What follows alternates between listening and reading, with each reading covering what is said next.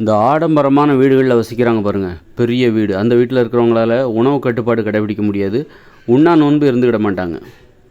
உண்ணாவிரதம்லாம் இருந்துக்கிட மாட்டாங்க. ஏன்னா ஆடம்பரமாக வசிப்பவர்கள் எதை பெருமையாக நினைக்கிறாங்கன்னா, அவங்க வந்து காரு, பங்களா, அப்புறம் அவங்க வீட்டில் உள்ள ஏசி, ஃப்ரிட்ஜி, இதெல்லாம் டிவி, இதெல்லாம் பெருமையாக நினைப்பாங்க. அதோடு சேர்ந்து விலை உயர்ந்த ஆடைகள், அப்புறம் அதோடு சேர்ந்து தினமும் விலை உயர்ந்த உணவுகளை சாப்பிட்றோம், மாமிசத்தை சாப்பிட்றோம், இதெல்லாம் பெருமையாக நினைக்கிறாங்க. இதை தான் தனது பெருமையாக நினச்சி அவங்க பெரிய வீடுகளில் ஆடம்பரமான வாழ்க்கையை வாழ்வதற்கான காரணமே தனது பெருமை என்பது என்னவென்றால் விலை உயர்ந்த ஆடை, விலை உயர்ந்த உணவுகள், மட்டன், இந்த மாதிரி சிக்கன், மீன், தினசரி உணவு, இப்படி இதையெல்லாம் அவங்க பெருமையாக நினைக்கும்போது அவங்களால வந்து ஒரு உணவுகளை எளிமையாக சாப்பிட முடியாது.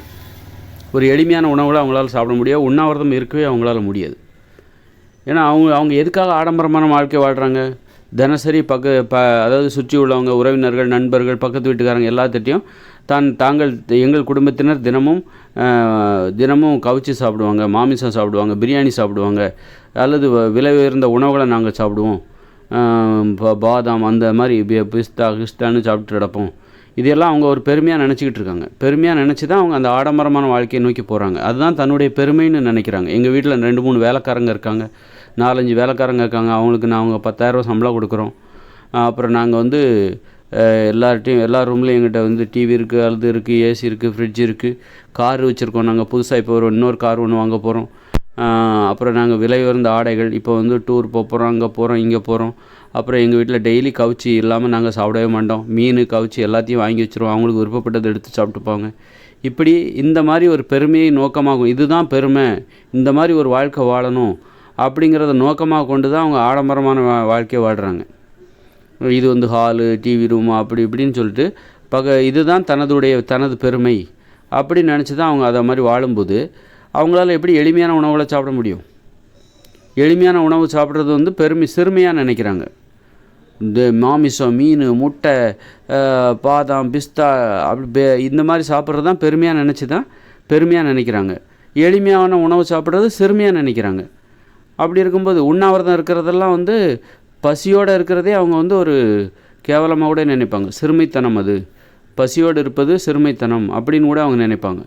பட்னி கிடக்கூடாது, உணவு கட்டுப்பாடு, உணவு குறைக்கிறது, அல்லது காய்கறிகள், பழங்களை சாப்பிட்றதே ஒரு சிறுமை தருகிற செயல் அப்படின்னு அவங்க நினைப்பாங்க. அப்படி இருக்கும்போது அவங்களால உணவு கட்டுப்பாடாக இருக்கவே முடியாது. எவ்வளோ தான் போராடி இருந்தாலும் அது அவங்களால முடியவே முடியாது. உணவு கட்டுப்பாடு கடைபிடிக்கணும், உண்ணாவிரதம் இருக்கணும், உண்ணா நோன்பு இருக்கணும் அப்படின்னு நினைப்பாங்க. ஆனால் அவங்களால முடியாது. ரொம்ப பலவீனமாக இருப்பாங்க. இந்த ஆடம்பரமான வீடுகளில் வசிக்கிறாங்களோ அவங்க ரொம்ப பலவீனமாக இருப்பாங்க. அவங்களால சாப்பிடாமல் இருக்க முடியாது. அவங்களால ஒரு மாமிசம் சாப்பிடாமல் இருக்க முடியாது, மீன் சாப்பிடாமல் இருக்க முடியாது. என்னடா இது, ஆனால் உடம்பெல்லாம் ரொம்ப குண்டாயிடும். அவங்களுக்கு உடல் உழைப்பும் இருக்காது. உடல் உழைக்கிறதே ஒரு கேவலமாக நினைப்பாங்க. நடந்து போகிறதே கேவலமாக நினைப்பாங்க. யார் இந்த ஆடம்பரமான வீட்டில் வசிக்கிறாங்களோ அவங்க நடக்கிறதே கேவலமாக நினைப்பாங்க. அப்போது அந்த மாதிரி வீட்டில் ஒரு தனது வேலையை தான் செய்வதே கேவலம்னு நினைப்பாங்க. அதனால் வீட்டில் 4-5 வேலைக்காரங்களை போட்டுப்பாங்க. இப்படி ஒரு மோசமான ஒரு வாழ்க்கை முறை தான், அதன் மீதான மோகம் தான் ஆடம்பர வாழ்க்கை மீதான மோகமாக இருக்கிறது. தினசரி மாமிசம், அது இதுன்னு சாப்பிட்ணும், எப்போவும் அந்த ஃப்ரிட்ஜில் நிறைய சாப்பாடு இருக்கணும், இதெல்லாம் தனது பெருமை, நாங்கள் ஒரு அற்புதமான வாழ்க்கை வாழ்கிறோம் அப்படின்னு அவங்க நினைக்கும்போது எப்படி அவங்களால உணவு கட்டுப்பாட்டை கடைபிடிக்க முடியும்? எப்படி வந்து ஒரு எளிமையான உணவுகளை அவங்களால சாப்பிட முடியும்? எப்படி அவங்க உண்ணா நோன்பு இருக்க முடியும்? உண்ணா நோன்பு இருப்பதற்கான ஒரு மனப்பான்மை, ஒரு மன உறுதியே அவங்களுக்கு வராது. நீங்கள் எளிமையான வீட்டில் வசித்தாதான் உங்களுக்கு மன உறுதி என்பது இருக்கும். உண்ணா நோன்பு இருப்பதற்கு ஒரு மன உறுதி தேவை, அபாரமான மன உறுதி தேவை. அது வந்து உங்களுக்கு வந்து எங்கே வரும்னா எளிமையான வீட்டில் தான் இருக்கும். இப்போ நான் என்ன எடுத்துக்கிட்டிங்கன்னா, என்னுடைய ரெக்கார்டு வந்து எனக்கு நானே வச்சுக்கிட்ட சாதனை என்பது 5 நாள் நான் வெறும் தண்ணி மட்டுமே குடிச்சிட்டு இருந்திருக்கேன். அப்போ நான் அந்த மாதிரி 5 நாள் தண்ணி மட்டுமே குடிச்சிக்கிட்டு திட உணவுகள் எதுவுமே சாப்பிடாமல் நான் இருந்திருக்கிறேன். அப்படின்னா அப்போ நான் அப்படி இருந்த வீடு எது அப்படின்னா ஒரு சிறிய வீடு. நான் ரொம்ப சிறிய வீட்டில் தான். அந்த வீட்டோட வாடகையே 2022 வாக்கில் 2022ஆம் ஆண்டு 1750 ரூபா வீட்டில், ஒரு வாடகை வீட்டில் நான் இருந்தேன். அப்போ அந்த வீட்டில் இருக்கும்போது தான் எனக்கு அந்த மன உறுதி எனக்கு கிடச்சிது. அதன் பிறகு கொஞ்சம் ஒரு 3500 ரூபா வீட்டுக்கெலாம் போகும்போது எனக்கு அந்த உண்ணாவிரதம் எனக்கு அது முடியவே இல்லை. எனக்கு அந்த மனப்பான்மையே வர மாட்டேங்குது, அந்த மன உறுதியே வர மாட்டேங்குது. அதை நான் ஒரு பெருசாகவே நினைக்கல, அது ஒரு பெருமையாகவே நான் நினைக்கல. ஒரு பெரிய வீட்டுக்கு போகும்போது கிட்டத்தட்ட ஒரு 3500 சாதாரணமாக ஒரு குடும்பத்தினருக்கு தேவையான அது ஒரு வீடாக இருந்தாலும் அந்த மாதிரி ஒரு வீட்டுக்கு போகும்போதே எனக்கு அந்த மனப்பான்மை, அந்த உண்ணாவிரதம் இருப்பதற்கான ஒரு ஆர்வம், அதற்கு தேவையான மன உறுதி, அதை நான் ஒரு பெருமையாக நினைக்கிற அந்த மனப்பான்மை எனக்கு வரமாட்டேங்குது. உண்ணாவிரதம் என்னால் இருக்கவே முடியல. இப்போ அது இந்த மாதிரியான அனுபவங்களை வச்சு தான் நான் இந்த உண்மையை நான் உங்கள்கிட்ட சொல்கிறேன். நான் இந்த உண்மையை கண்டுபிடிக்கிறதுக்கு எனக்கு பின்னாடி இவ்வளோ அனுபவங்கள் இருக்குது, வருடக்கணக்கான அனுபவங்கள் இருக்குது என்கிட்ட. நான் கிட்டத்தட்ட 20க்கு மேற்பட்ட வாடகை வீட்டில் இது வரைக்கும் நான் இருந்திருக்கேன். சென்னையில் 15 வருஷம் இருந்தேன், 15 வருஷத்துக்கு மேலே இருந்திருக்கேன். அங்கே எல்லாம் அப்புறம் இன்னொரு ஊருக்கு வந்தேன். இப்படி மொத்தமாக என்னுடைய வாழ்க்கையில் இன்னை வரைக்கும் 20க்கு மேற்பட்ட வாடகை வீட்டில் நான் இருந்திருக்கேன். சிறிய வீடு, பெரிய வீடு, ஒவ்வொரு வீட்லேயும் என்னுடைய அனுபவங்கள் எப்படி இருக்குது, உண்ணாவிரதத்தின் மீது எனக்கு எந்தெந்த வீடுகளெல்லாம் ஆர்வங்கிறது இயற்கையாகவே வருது, எந்த வீடுகளெல்லாம் இருக்கும்போது எனக்கு உண்ணாவிரதம் இருப்பதற்கான ஆர்வம் வரல, அப்படிலாம் பார்க்கும்போது இந்த உண்மையை என்னால் பெற முடியுது. தெளிவாக என்னால் பெற முடியுது. அதனால் எளிமையான வீட்டில் வசிச்சிங்கன்னா நல்ல உடல் எடையை குறைக்கலாம். நீங்கள் எளிமையான வீடுகளில் வசிக்கிறீங்களா, உங்கள் உடம்பு பருமனாக இருப்பா, அதுக்காக ஒவ்வொருத்தரும் என்னென்னோ ஆப்ரேஷன்லாம் பண்ணிக்கிறாங்க. ஆப்ரேஷன் பண்ணி கொழுப்பெல்லாம் அகற்றி அந்த உடல் எடையை, வயிற்று பகுதியை, இறப்பையை, பெருசாக இருக்கிற இறப்பையை தைக்கிறாங்க. ரொம்ப சிம்பிளுங்க. உடல் எடையை குறைக்கணுமா, முதல்ல உங்கள் வீடு பெரிய வீடாக இருந்தால் அந்த வீட்டை முதல்ல மாற்றுங்க.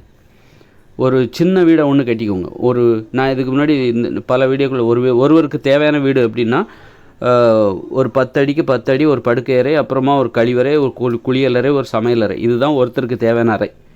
இந்த மாதிரியான ஒரு அறையில் 10 அடி அகலம் 10 அடி நீளம் கொண்ட ஒரு படுக்கை அறை, இதுதான். அப்புறம் கழிவறை, குளியலறை, இது ஒருவருடைய பயன்பாடு. வேறு யாரும் அங்கே உள்ளே விடக்கூடாது.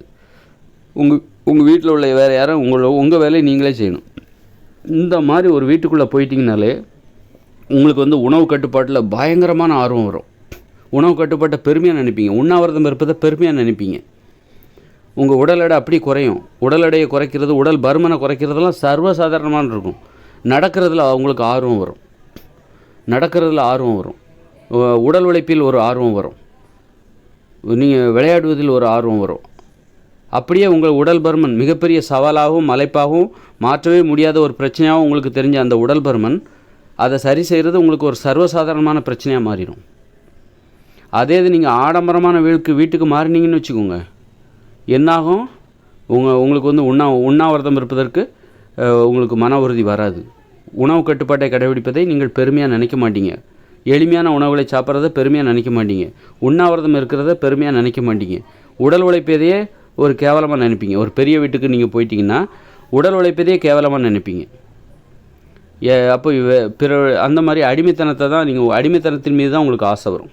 அப்போது ஒருத்தர் இப்போ அதுவே மனித மனத்தை நாம் வாழுகிற ஒரு வீடு எப்படி மாற்றுது பாருங்கள்.